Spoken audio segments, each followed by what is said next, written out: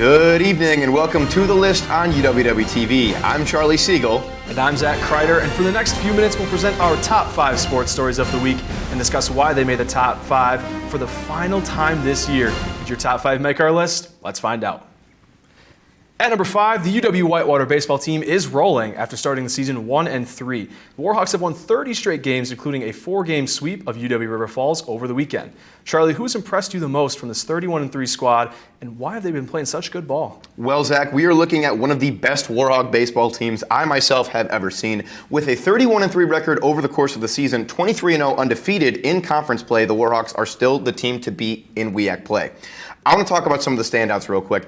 Evan Olson is batting .394 with 32 RBIs and 5 home runs, and he's only a sophomore. He's actually from your hometown of Kimberly, Wisconsin, Zach. Big shout out, Kimberly. And then another familiar name, Jackson Spring, batting .391 with 36 RBIs and 2 home runs. These Warhawks are very exciting and have an exciting road to the show ahead of them.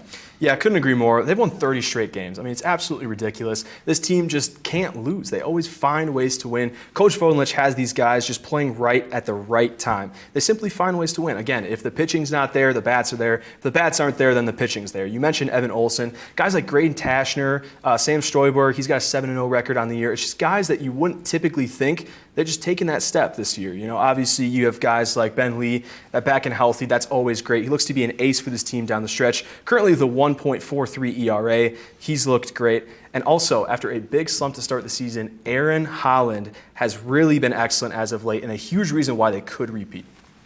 At number 4, it's always a busy week in the major leagues. Zach, let's dive into some of the headlines that happened this past weekend in the MLB. Well, the biggest headline from the MLB this past week, the Boston Red Sox have absolutely cleaned house. Alex Cora, the manager, was fired along with, get this, here we go, the hitting coach, third base coach, bench coach, assistant hitting coach, and the hitting strategy coach. So they're going with a fresh start approach, obviously, with, obviously they're starting with an 11-17 record. They're currently last in the AL East. And when you have championship aspirations, the Boston Red Sox always do, it's always going to be management that's going to get blamed, and they're just not playing well enough, which is why they're going with a fresh start approach. The team is batting .233 as a team, and for how good this pitching staff is, guys like Garrett Crochet, they haven't really been up to snuff. They haven't looked great. It's just not a lot of good vibes there in the Boston locker room. Something else I would like to talk about, the play of Munetaka Murakami, a first-year player for the Chicago White Sox. He's coming out of Japan, currently tied for the league lead in home runs. He had a stretch where he hit home runs in 6 out of his last 8 games.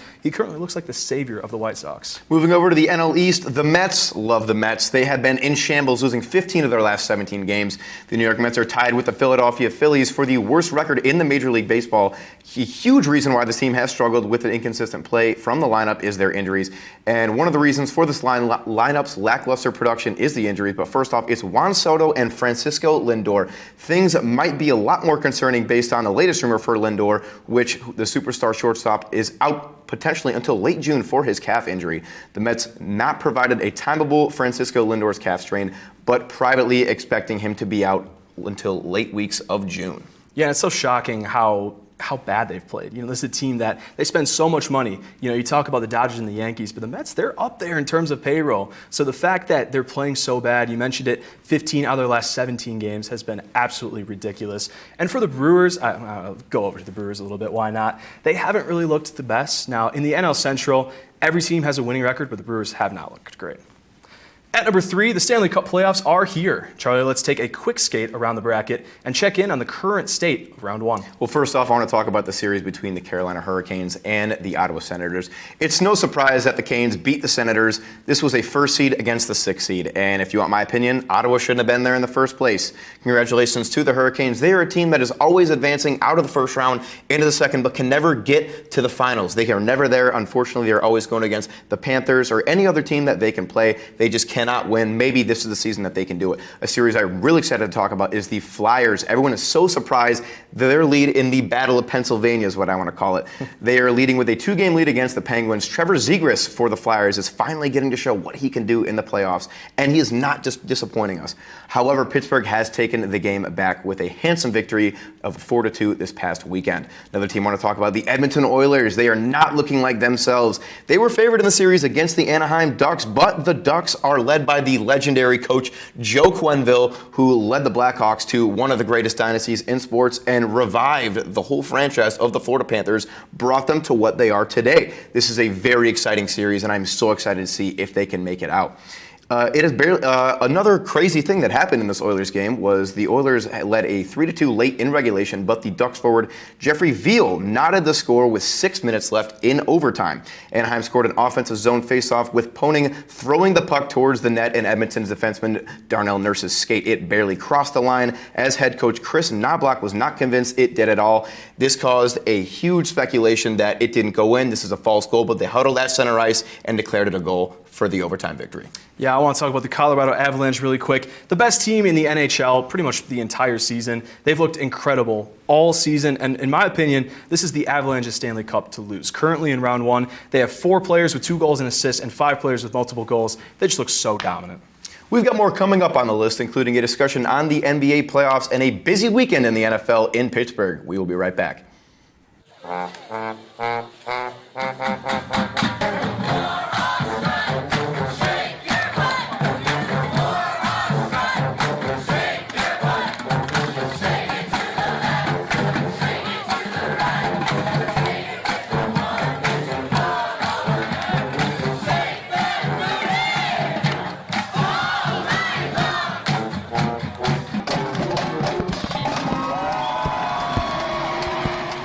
Welcome to the show. Josh, let's take a look at some highlights from this last game here. What a performance by the UWW-TV staff in this one. Absolutely. Look at this clip. Bree is going to signal for Ryan to cut to camera 2, but instead Ryan's going to cut to 3, and that's where things might take a turn. But hold on a second here. Just when you think it's over, Bree makes the split-second decision and reaches over Ryan to cut to camera 2 herself. And the truck goes wild. Once again, the UWW-TV staff delivers.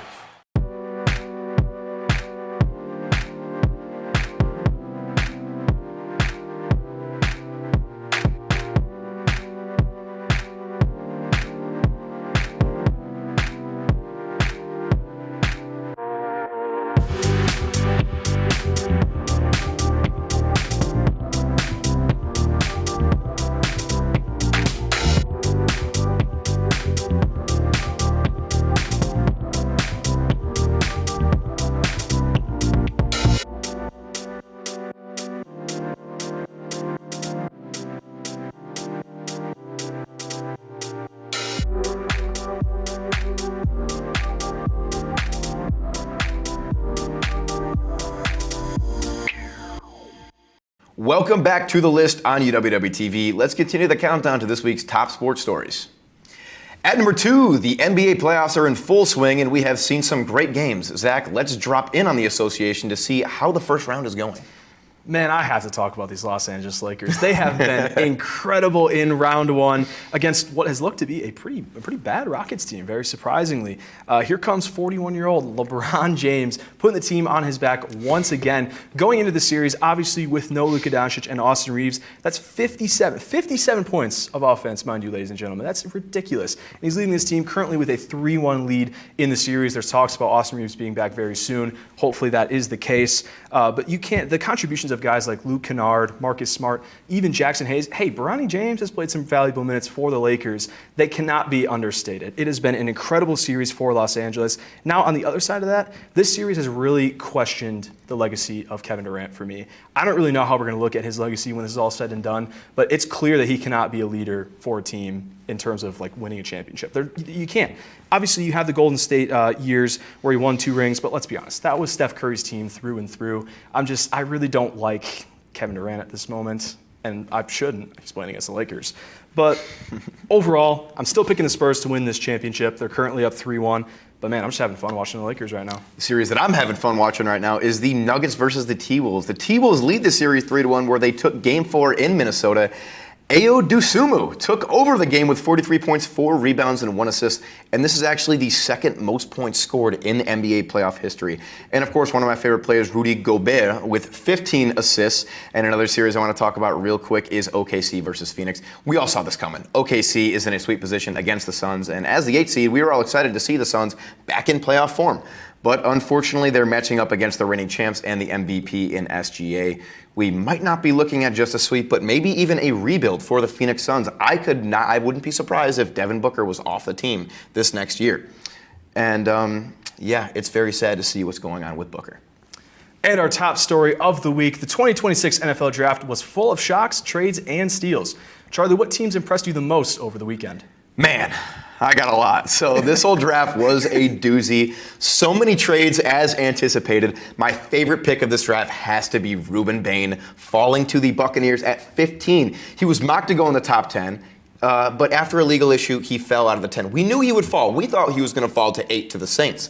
Nope, way farther. Stayed in the same division, NFC South, but the Buccaneers. They got exactly what they needed. They got a dominant edge rusher with a very, very high ceiling. He falls to 15, where the Bucks take the chance on the edge rusher. Now, another crazy headline that not many people know about, Mekhi Lemon was supposed to go to the Pittsburgh Steelers. He was on the phone with Mike McCarthy in the green room, where Dallas traded their pick to Philadelphia, which they were behind Pittsburgh. Mekhi Lemon's agent walks up to Mekhi and says, "You are being drafted by the Philadelphia Eagles, not the Pittsburgh Steelers."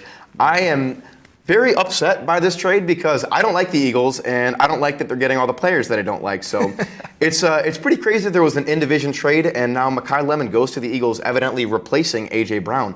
And real quick, the Chicago Bears, my team, they had a questionable draft. They drafted an undersized center from Iowa and Logan Jones. Mocks had him falling to the 5th. They got him in the 2nd. And a surprising draft, they picked Sam Roush, a tight end from Stanford. Solid backup, but he's more of a blocking tight end, and this is raising a lot of conspiracies and questions regarding Cole Kmet's future with his hometown team. Yeah, you hit it right on the head. This was the most unpredictable draft I think that I've ever seen. You never knew which players was going to go to what team. You didn't know what any team was going to do, it seems like. You know, right when they had David Bailey at 2 and then Jeremiah Love at 3, everyone's mock draft was done. It was over at that point. You know, Arvell Reese falling to 5 was just absolutely ridiculous. And I think both New York teams, the winners of the draft for me. And that will do it for this semester of The List. Thank you for tuning in all year long and watching us bring you the top 5 sports stories of each week. It's been a pleasure. I'm Charlie Siegel. And I'm Zach Kreider. And this has been The List on UWW TV.